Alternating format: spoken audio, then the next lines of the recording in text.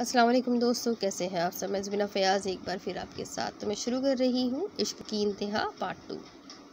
Professor, मुझे आपकी ज़रूरत है। आप कहाँ हैं? कॉल क्यों नहीं पिक कर रहे? वो कोई 10वीं मरतबा उनका नंबर डायल कर चुकी थी, लेकिन कोई फ़ोन पिक नहीं कर रहा था।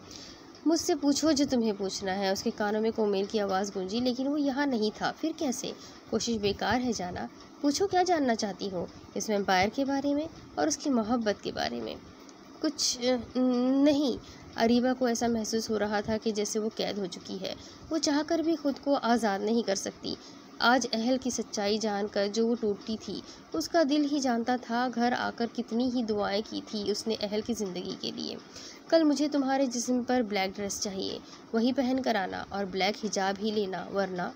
वही खौफनाक हंसी। अरीबा को पल पल खौफ महसूस हो रहा था। वो उस आवाज़ से चाहकर भी पीछा नहीं छुड़ा पा रही थी। अब सो जाओ जाना, मैं हूं ना तुम्हारी हिफाजत करने के लिए। फिर ये डर क्यों? वो मज़ीद उस आवाज़ को बर्दाश्त नहीं कर सकी और बेड पर आकर आंखें मूंद गई। लाइट उसने ऑफ नहीं की थी। खौफ के बास वो ऐसा ना कर सकी। रात की तारीकी में कोई उस खिड़की से अंदर आया। सबसे पहले उसने कमरे में अंधेरा किया, फिर उसके कदम बेड की तरफ बढ़े जहाँ उसकी ज़िंदगी महो ख्वाब थी। कितना इंतज़ार किया मैंने तुम्हारा। तुम्हारी इस मासूमियत ने मुझे अर्ज़ से पहले दीवाना कर दिया था। जानती हो, जिन्होंने तुम्हें मुझसे दूर किया था, उन्हें ऐसी दर्दनाक मौत दी है कि हर कोई मुझसे खौफ खाता है। अब हमारे बीच कोई नहीं होगा, कोई भी नहीं। मैं हर बीच में आती हर हस्ती का नाम और निशान मिटा दूंगा। वो उसके सुर्ख होठों पर हाथ फेरता गोया हुआ। उसे ज़िंदगी से मोहब्बत होने लगी थी। 4000 साल उसने इस लम्हे का इंतज़ार किया था। उसका दिल चाह रहा था इस वजूद को झंझोड़ कर उठाए और उससे दरख्वास्त करे, अपने वजूद से मेरी ये थकन उतार दो, मेरे इंतज़ार का तोहफ़ा दे दो, अपने लम्स से सराब कर दो। वो उसकी पेशानी को चूमता जैसे आया था वैसे ही वहाँ से निकल गया। वो सुबह उठी तो रात का मंजर उसकी आंखों के सामने लहराया। वो सब सोचों को झटकती तैयार होने चली गई, लेकिन ये क्या? वो अपना चेहरा देखकर चीख उठी। उसकी पेशानी हद से ज़्यादा सुर्ख हो चुकी थी। उसके बाजुओं में अलग दर्द महसूस हो रहा था। उसे समझ न आया आखिर ये सब हो क्या रहा है। कल तक तो वो बिल्कुल ठीक थी। अरीबा ने फ़ोन उठाकर प्रोफेसर को कॉल की, लेकिन कोई जवाब न मिलने पर तैयार होने लगी। उसने हिजाब इस तरीके से लिया कि वो सुर्ख निशान छुप गया।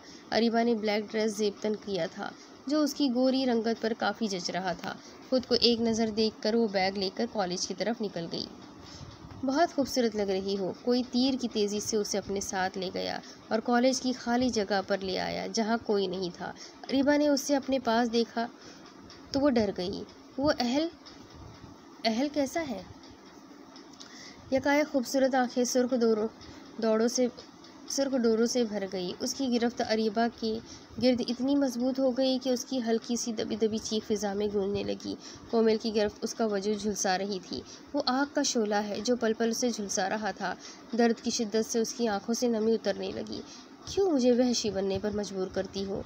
वो अहल का सुनकर घुर्राया। तुम वहशी हो, दरिंदे हो, नफरत करती हो मैं तुमसे। जानवर से भी बदतर हो, मासूमों की जान लेते हो। दिल नहीं कांपता तुम्हारा? सिर्फ अपनी प्यास बुझाने के लिए उनका वजूद मिटा देते हो, जिससे न जाने कितनों की उम्मीदें जुड़ी होती है। जानते हो, जिस माँ की बेटी को तुमने मारा था, वो अपने ख़ानदान को चलाने के लिए एक वाहिद सहारा थी। उसके पीछे कोई नहीं था। बाप पैदाइश के वक्त ही गुजर चुका था। वो पढ़ने के साथ पढ़ाती भी थी। और तुमने वो थक चुकी थी खुद से लड़ते हुए। ये बात मान चुकी थी कोमेल एक दरिंदा है जो सिर्फ जिंदगियां तबाह करना जानता है। Shut up, I don't care. मुझे सिर्फ तुमसे मतलब है। जानती हो, तुम्हारी खून की सिर्फ एक बूंद मेरे सालों की प्यास बुझा देती है, लेकिन तुम्हें चाहकर भी मैं मार नहीं सकता। मैं एक बार तुम्हें। वो उसकी बात काट कर बोला। उसका लहजा चट्टानों जैसा सख्त था। आखिर मैं वो कुछ कहते कहते रुक गया, फिर उसके चेहरे को थामते हुए बोला, अब अहल का जिक्र किया तो रोज़वुड कॉलेज में चलती फिरती लाशें नज़र आएगी तुम्हें, और आइंदा इस लहजे में बात मत करना। सिर्फ तुम्हें बर्दाश्त करता हूँ, वरना तो अपने मालिक तक को कत्ल कर चुका हूँ। वो उसे छोड़ते ही वहाँ से पल भर में गायब हो गया।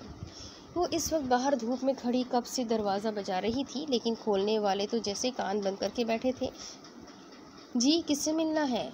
मुलाजमा ने दरवाज़ा खोलते हुए उससे पूछा। प्रोफेसर बाजिद से। वो है घर में? नौकरानी इस बात में सर हिलाती उसे अंदर ले आई। कमरे में दाखिल होते ही उसे प्रोफेसर साहब बेड पर लेटे हुए नजर आए।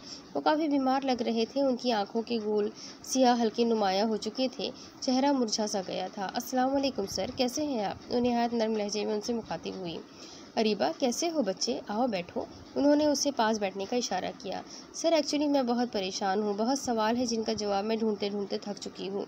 मुझे आपकी मदद की ज़रूरत है। अरीबा के लहजे में इल्तिजा थी। प्रोफेसर बगौर उसके चेहरे को तक रहे थे। बोलो बच्चे, आपको कभी मना किया है मैंने? उनका लहजा नर्म था। अरीबा ने गहरा सांस लेकर बात शुरू की। Sir, do you believe in vampires? अगर मैं आपसे कहूँ कि वो एग्जिस्ट करते हैं तो क्या आप मेरी बात मानेंगे?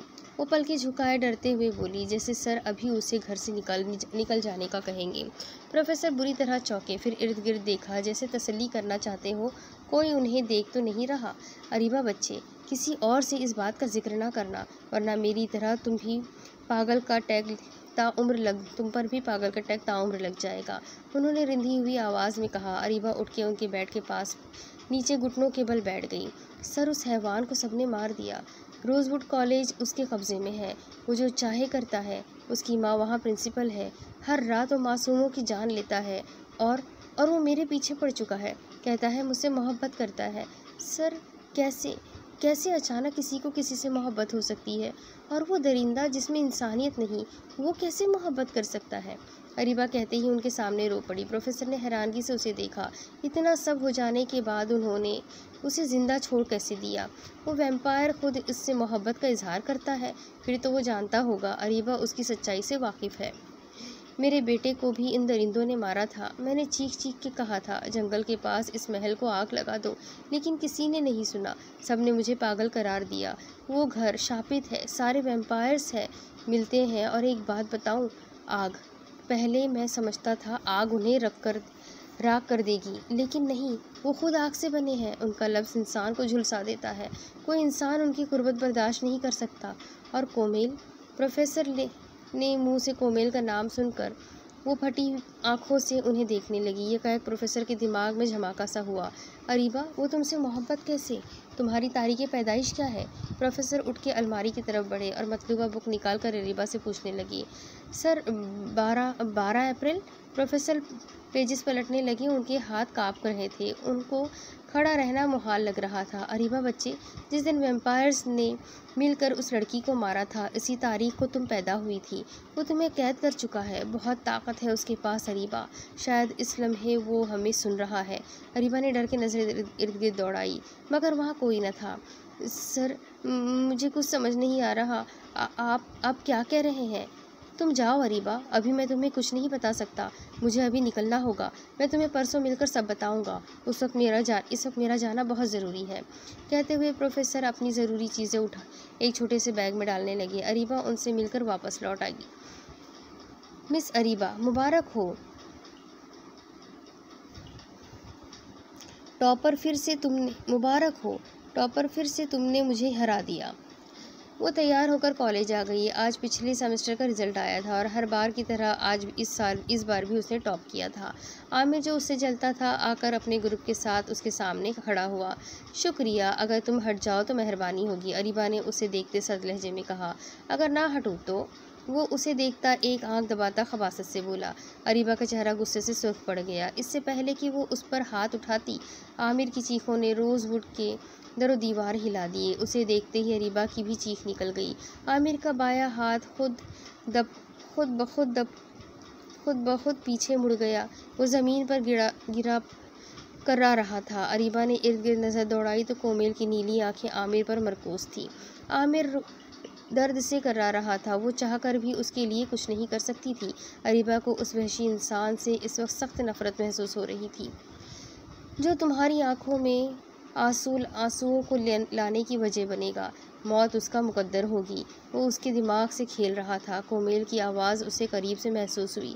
अरीबा ने फिर से उस जगह देखा तो कोमेल वहीं खड़ा मुस्कुरा रहा था।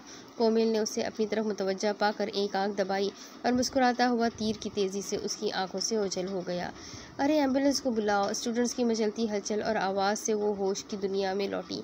उसने एक नज़र आमिर को देखा और नफ़ी में सर हिलाते उल्टे कदम चलने लगी।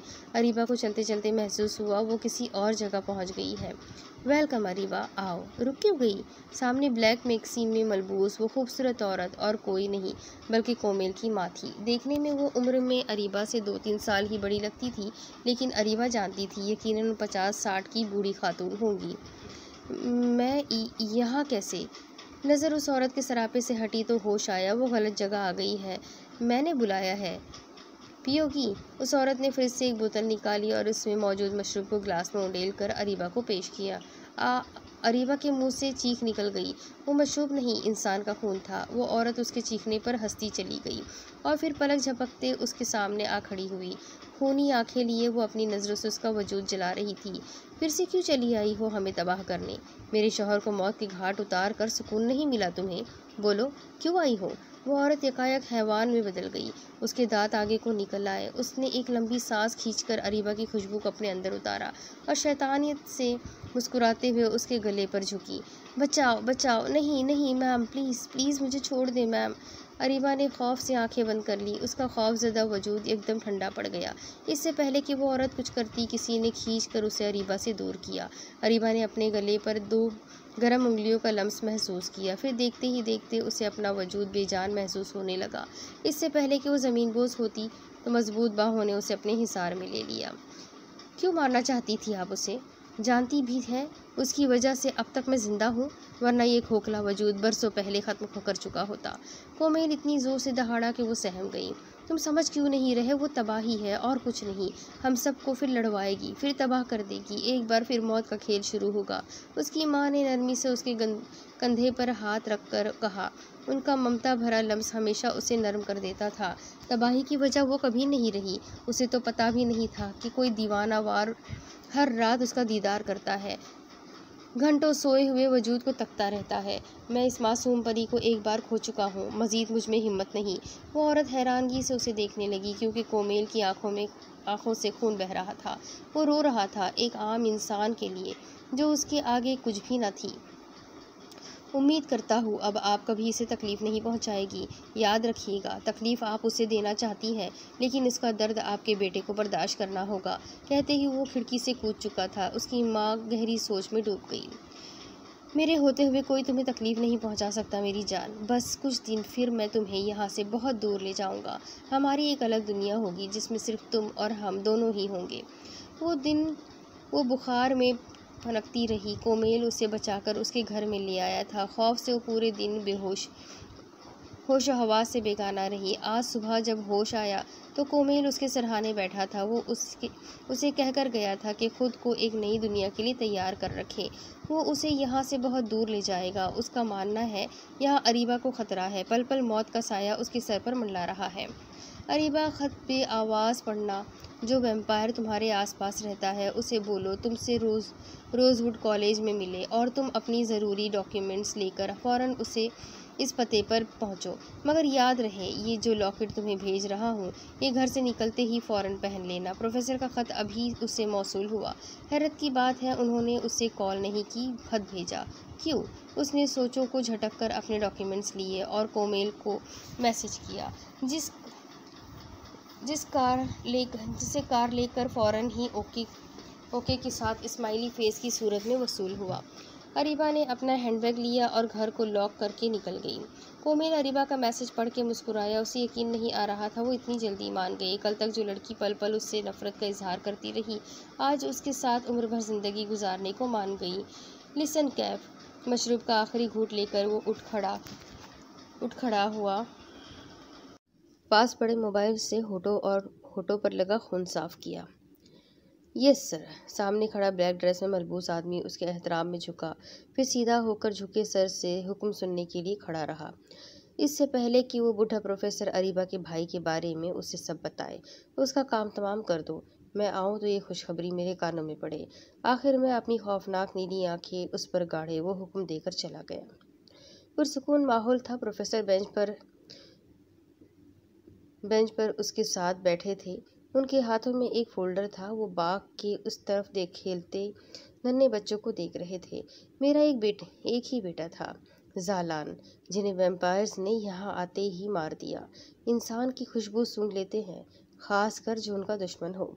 अरीबा, ये तस्वीर देखो। कभी अरीबा के बाबा आजम ने तुम्हें इसके बारे में बताया था? प्रोफेसर ने कहते ही झट से एक तस्वीर उसकी तरफ बढ़ाई।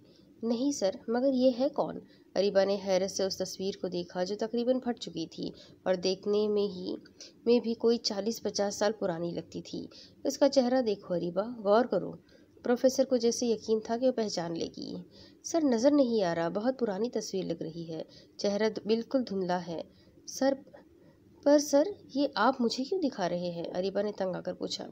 अरीबा, ये लड़की वही है जिसके बारे में तुमने उस किताब में पढ़ा था। इसकी शक्ल तुमसे मिलती है। जानती हो, तुम उसी के खानदान से हो, या ये कहूँ ये तुम ही हो। ये सालों पहले की तस्वीर है। इस लड़की के खून ने एक वैम्पायर को मदहोश किया। उसके खून की तलब में वो वैम्पायर उस तक पहुंचा, लेकिन उसे मार न सका। वो उससे मोहब्बत करने लगा और यही उस वैम्पायर की अपनी मौत को बुला हुआ था। वो एक आम सा कमज़ोर वैम्पायर था। बहुत मोहब्बत तो कर बैठा, उसकी हिफाजत करना उसके बस में न थी। वैम्पायर के सरदार ने अपने साथियों को हुक्म दिया, वो उस लड़की को मार दे। वो घर अरीबा, उस जंगल के पास जहाँ वैम्पायर ने तुम्हें सामने मासूमों की जान ले ली थी, उसे घर में उस लड़की को वैम्पायर्स ने मिलकर मार दिया था। जब तक उस वैम्पायर को खबर होती, वो लड़की मारी जा चुकी थी, लेकिन उसका वजूद वहीं पड़ा रहा। इससे पहले कि बाकी वैम्पायर्स खून की प्यास बुझाते, वो आ गया। अपनी मोहब्बत का बेजान वजूद देखकर दीवाना हो गया। वो उसे उठाने के लिए झुका था कि उसके सरदार ने उसे बुरी तरह घायल कर दिया।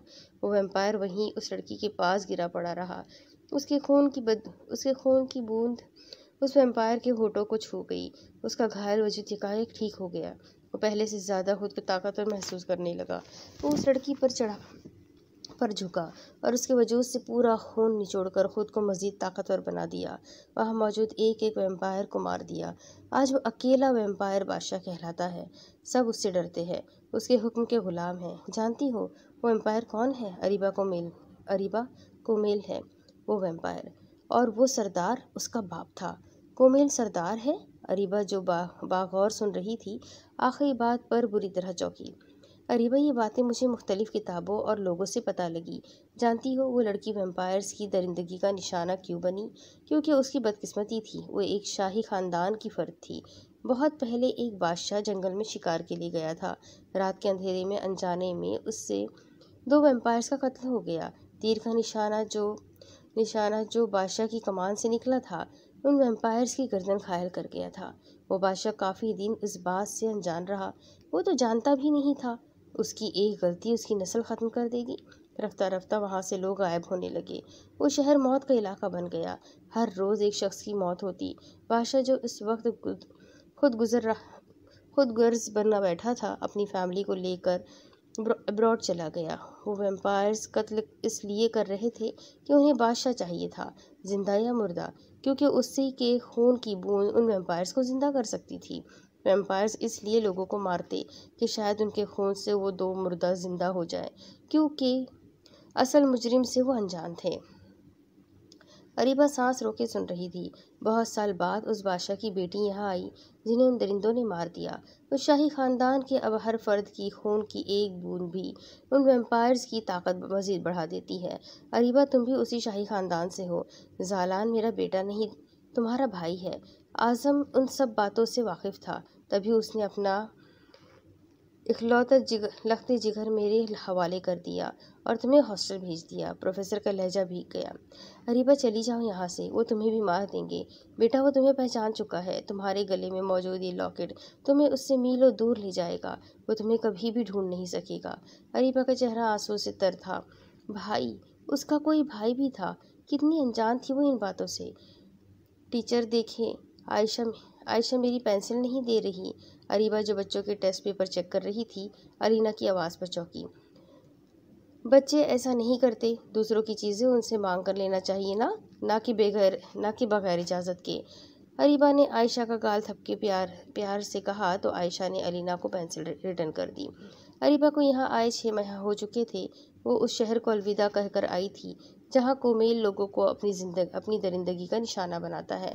प्रोफेसर ने उस काम में उसकी बहुत मदद की थी। चूँकि वो ग्रेजुएट नहीं थी इसलिए उसे कोई अच्छी जॉब मिलने का इम्कान नहीं था, तभी वो केजी और क्लास 1 के बच्चों को पढ़ाती है। उसे यहाँ बआसानी जॉब भी मिल गई थी। उसकी रिहाइश का पूरा इंतज़ाम भी प्रोफेसर ने किया और इस तरह किया कि कोमेल को कानो कान खबर ना हुई। वो अक्सर उस दरिंदे के बारे में सोचती है। इन गुज़रे 6 माह में उसकी कमी अरीबा को शिद्दत से महसूस हुई थी, तो उससे तहफ़्फ़ुज़ फराहम करता था। मौत के सामने उसके लिए दीवार बनकर खड़ा हो जाता था। रातों में जब वो खौफ से उठती तो कोमेल की आवाज़ वापस उसे मीठी नींद में सुला देती थी। प्रोफेसर का दिया लॉकेट उसने अब तक गले से नहीं उतारा। उसका काफ़ी दफ़ा दिल चाहा उसे उतार फेंके, लेकिन फिर भाई और बाप का ख्याल आता जिन्हें कोमेल ने मौत के घाट उतार दिया था। कोमेल जब रोजवुड कॉलेज पहुंचा तो उसे अरीबा कहीं दिखाई न दी। शायद बेसब्री में वो जल्दी आ गया। कोमेल अपनी ही सोच में मुस्कुरा दिया। 15 मिनट मजीद गुजरने के बाद जब वो ना आई तो कोमेल ने अपनी पावर्स का इस्तेमाल करते हुए उससे कनेक्ट करना चाहा, मगर ये क्या, अरीबा का अक्स तक उसे दिखाई नहीं दे रहा था। आंखें बंद करते ही उसे हर तरफ धुंध ही धुंध नजर आ रही थी। कोमेल को पहली दफ़ा लगा किसी ने उसकी रूह उसके जिस्म से निकाल फेंकी हो। वो उसे कहीं नहीं देखी। वो पागलों की तरह उसे पूरे कॉलेज में ढूंढता रहा। घर, कॉलेज, हॉस्टल, कहाँ कहाँ नहीं ढूंढा उसने अरीबा को। एकाएक जब अरीबा का जख्मी वजूद उसकी आंखों के सामने लहराया तो वो पागलपन की इंतहा को छूने लगा। अपने ही लोगों को जख्मी कर बैठा। हर वैम्पायर उससे खौफजदा था। सब उस लड़की को ढूंढने लगे जिसकी वजह से वो जिद का निशान बनते। कोमेल को लगने लगा था उसके अपने आदमियों ने ही उसे मार डाला, लेकिन कहीं सबूत, कोई निशान कोई नहीं मिल रहा था। यहाँ तक कि उसकी पावर्स भी उसे कोई ऐसा क्लू नहीं दे रही थी कि वो उन पर शक करे। अरीबा, कहाँ हो तुम? वापस आ जाओ अरीबा, ये दीवाना मर जाएगा, अब सब्र नहीं होता अरीबा, एक बार वापस आ जाओ, मैं सब छोड़ दूंगा। घने जंगलों में वो बिजली की रफ्तार से दौड़ता चीख रहा था, फिर धड़ाम से एक दरख्त से छलांग लगाकर ज़मीन पर गिर पड़ा। अरीबा, लौट आओ। उसकी नीली आंखों से खून बहने लगा। कोई उसका गुलाम देखता तो उसकी बेबसी पर हंस पड़ते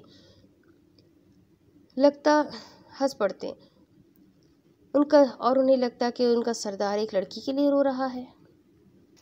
इंसानी खून पीना वो छोड़ चुका था। इस वक्त एक जानवर का शिकार करके अपनी प्यास बुझा आया था कि उसके एक आदमी ने उसे इतला दी। सर, प्रोफेसर मिल गया। कोमेल की आंखों में अंगारे दहकने लगी और ठीक 5 मिनट बाद वो प्रोफेसर के सामने खड़ा था। कहाँ है अरीबा? वो भूखे शेर की तरह दहाड़ा। नहीं मालूम। प्रोफेसर का लहजा पुरसुकून उसे आग ही लगा गया। बता दो प्रोफेसर, मेरा तुमसे किसी किस्म का ताल्लुक नहीं। अपने काम से काम रखो और बताओ कहाँ है वो। कोमेल ने अपने भारी हाथों से उसकी गर्दन जकड़ ली। मार दो, अब किसके लिए जीऊं? मेरे बेटे को तो मार चुके हो। कोमेल की गिरफ्त ढीली पड़ गई। वह आदमी मौत से डरने वाला नहीं था, वो तो कब का मर चुका था। कोमेल उनके सामने कमज़ोर पड़ गया। उसे अरीबा चाहिए थी बस, और कोई चीज़ उसके लिए मानी नहीं रखती थी। प्रोफेसर, वो मुझे बहुत अजीज़ है। नहीं जानता कब उसकी मासूमियत ने मुझ जैसे हैवान को इंसान बना दिया। यकीन करो, मैंने तुम्हारे बेटे को नहीं मारा। मैं तो उससे जुड़े किसी रिश्ते को मार ही नहीं सकता। ये दुश्मनी मैं खुद ख़त्म करना चाहता हूँ। मुझे उसकी खुशी अजीज़ है और उसके लिए वो हर काम कर गुजरूंगा जिसके लिए हमें मना किया गया है। तुम मेरी इस अमल से अंदाज़ा लगा लो कि मैंने अपने बाप तक को नहीं छोड़ा। अब तो यकीन कर लो मेरा। प्रोफेसर को ना चाहते हुए भी उसकी बात का यकीन करना पड़ा। मिस अरीबा, आपको मैडम ने अपने ऑफिस में बुलाया है, आपसे कोई मिलने आया है। पियून उसे इतला देकर जा चुका था। वो धीमे कदम उठाती ऑफिस की तरफ बढ़ी। कम ऑन मिस अरीबा, आपसे कोई मिलने आया है। मैडम ने चेयर से टेक लगाए आदमी की तरफ इशारा किया। वह आदमी उठा और अपनी चाल चलता हुआ उसके सामने आ खड़ा हुआ। मिस अरीबा, मुझे आपसे ज़रूरी बात करनी है। मुझे प्रोफेसर ने भेजा है। अरीबा सोच में पड़ गई। आखिर कौन सी बात हो सकती है? फिर उसे पीछे आने का इशारा करके वो आगे चलने लगी। जी कहिए। उस आदमी ने अरीबा को अपने बाजुओं में उठाया और 5वें फ्लोर से नीचे छलांग लगा दी। अरीबा की चीखें बुलंद हो गई। वो आदमी तेज रफ्तार से दौड़ता उसे जंगल में ले आया और जोर से उसे दरख्त पे दे मारा। अरीबा के सर से खून बहने लगा। कैसे यकीन दिलाऊं मैं आपको, बताएं। वो बेबसी की इंतहा पर था। सामने बैठे प्रोफेसर कश्मकश में घिरे थे। आखिर करे तो क्या करे। आप मेरे लिए नहीं तो अरीबा की ज़िंदगी के लिए उसका पता बता दे। वो जब तक मेरे साए में है महफूज है, लेकिन मुझसे आज़ादी, उसे ज़िंदगी से आज़ादी दिला देगी। वो एम्पायर्स उसे मार सकते हैं, पर मेरे होते हुए वो उसका कुछ नहीं बिगाड़ सकते। ठीक है, जब अरीबा ही नहीं तो मैं जीकर क्या करूँगा। ये ले और मार दे मुझे। ऐसी ज़िंदगी से मौत अच्छी। अब नहीं रहा जाता उसके बगैर। मार दे, अपने हाथों से ख़त्म कर दे मुझे। ये ज़िंदगी वो मौत के बीच झूलती ज़िंदगी है। कोमेल ने लकड़ी से बना नुकीला हथियार उन्हें थमाया। प्रोफेसर के हाथ कांपे तो कोमेल ने उन्हें हर तरह से कायल करने की कोशिश की, और वो सही भी कह रहा था। अरीबा की ज़िंदगी की गारंटी वो भी नहीं दे सकते थे।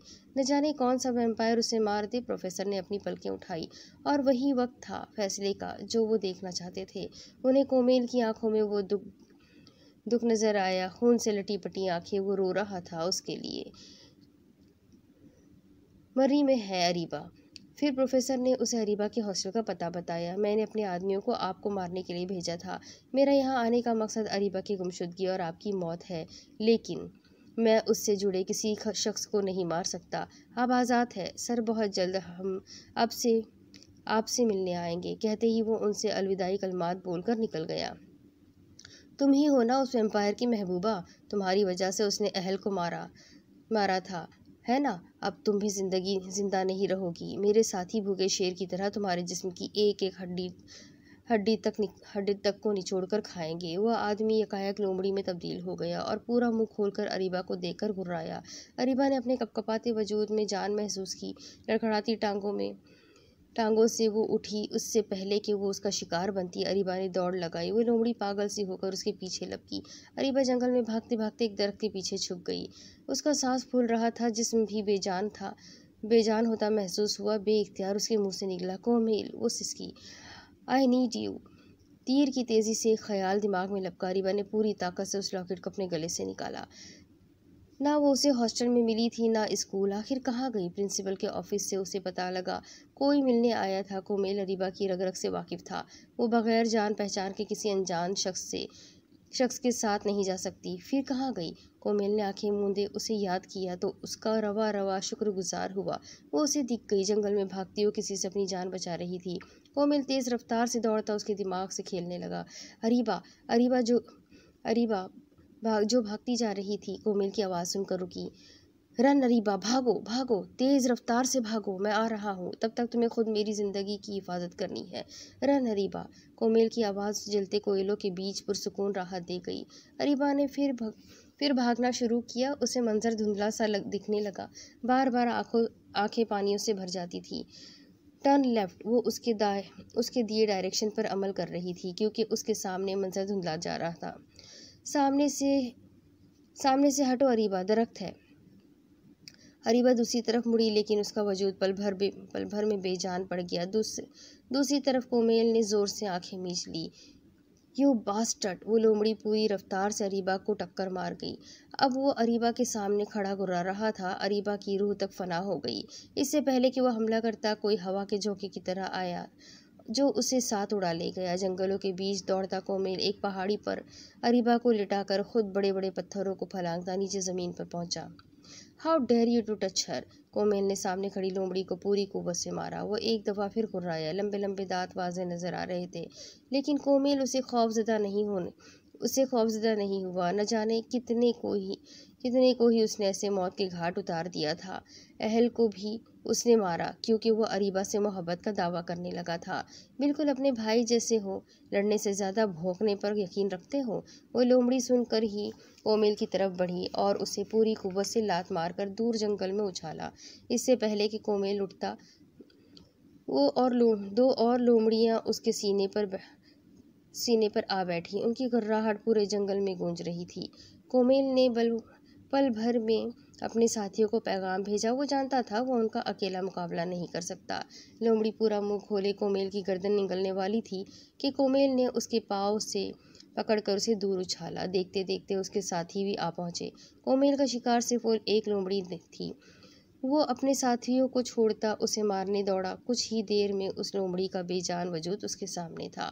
कोमेल को अरीबा की फिक्र लाहक होने लगी। वो जब वहां पहुंचा तो अरीबा बेहोश ही पड़ी थी। वो उसके चेहरे को छूता एक एक नक्श हिफ्ज कर रहा था। 3 घंटों से वो होशो हवास से बेगाना थी। अरीबा के होठों ने जंबिश की। हाँ अरीबा, अरीबा बोलो बोलो, मैं तुम्हारे पास हूँ। अरीबा ने मंदी मंदी आंखें खोली तो कोमेल को अपने ऊपर झुकता पाया। वो फौरन से उसे दूर करती उठ खड़ी हुई। कहाँ जा रही हो? कोमेल ने बेदर्दी से उसे अपनी तरफ खींचा। वो एक बार फिर उसे छोड़कर जा रही थी। तुमसे दूर, तुम्हारे साए से भी दूर, वो दृष्टि से बोली और अपना बाजू छुड़ाने की कोशिश करने लगी। अरीबा, तुम गई तो एक बार फिर मैं हैवान बन जाऊंगा। तुम्हारे आने से तो ये दरिंदा इंसान बना है। मैंने सब छोड़ दिया। तुम्हारे जाने के बाद किसी को नहीं मारा। जैसे तुम चाहती थी वैसा ही हो गया। वो उसे हर तरह से कायल कर रहा था। ये सच है, वो अरीबा के जाने के बाद खुद को भूल चुका है। इसके अंदर का वहशी दरिंदा तो कब का सो चुका है। झूठ, कातिल हो तुम। मार दिया मेरे बाबा और भाई को। वो रोती हुई उससे अपना बाजू छुड़ा रही थी। कोमेल तो उसके अल्फाजों पर ठटका। यानी यहाँ भी उसे अपनी बेगुनाही पेश करनी होगी। नहीं मारा मैंने तुम्हारे बाबा या भाई को, यहाँ तक कि तुम्हारे लिए प्रोफेसर को भी छोड़ दिया। उन्होंने ही मुझे तुम्हारा पता बताया। उन्हें मैं यकीन दिला चुका हूँ अपनी बेगुनाही का। बस तुम हो अरीबा, इख्तियार कर लो, एतबार कर लो मेरा। मैं कभी किसी के सामने नहीं झुका, लेकिन तुम्हारी मोहब्बत ने मुझे तुम्हारे आगे घुटने टेकने पर मजबूर कर दिया। बदल दिया है मुझे तुम्हारी मोहब्बत ने। लौट आओ मेरे पास, मुकम्मल कर दो मुझे Areeba. I love you unconditionally. वो उसके माथे से अपना माथा टकराता हुआ बोला। अरीबा के आंसू बहने लगे। मंजर फिर से धुंधला गया लेकिन उसका हमसफर अब उसके साथ था।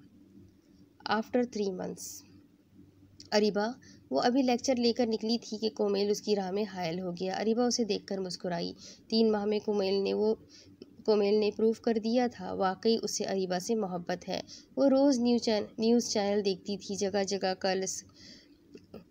जगह कॉल्स करके पता करवाती थी, लेकिन कहीं भी कोई खूनी कारदाद अंजाम नहीं हुई थी। कोमेल का रवैया औरों से अभी भी सर्द था, लेकिन अरीबा के सामने वो एक नरम दिल इंसान बन जाता था।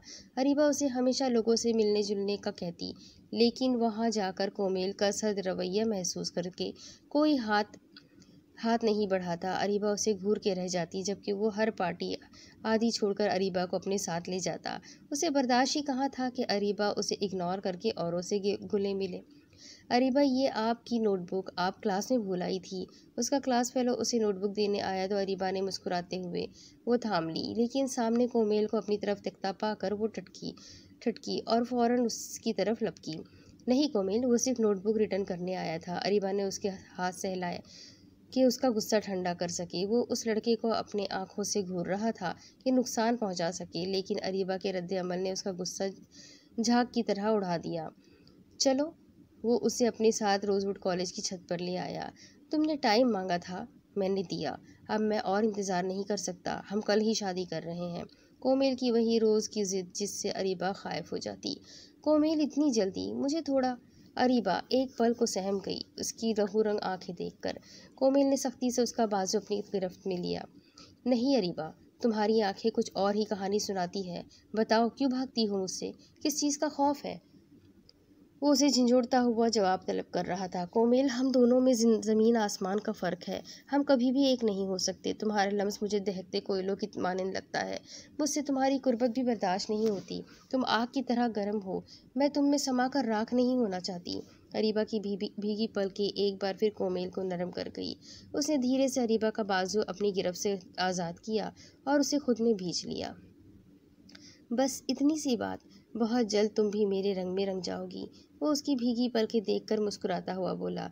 मैं समझी नहीं। समझ जाओगी। वो मुस्कुराता हुआ उसे अपने साथ खींचता ले गया। अब इसके आगे की स्टोरी मैं आपको अगली किस्त में सुनाती हूँ कि आगे क्या होगा। ये जानने के लिए मेरे साथ बने रहें। अगली किस्त में फिर मिलेंगे। तब तक के लिए अल्लाह हाफिज़।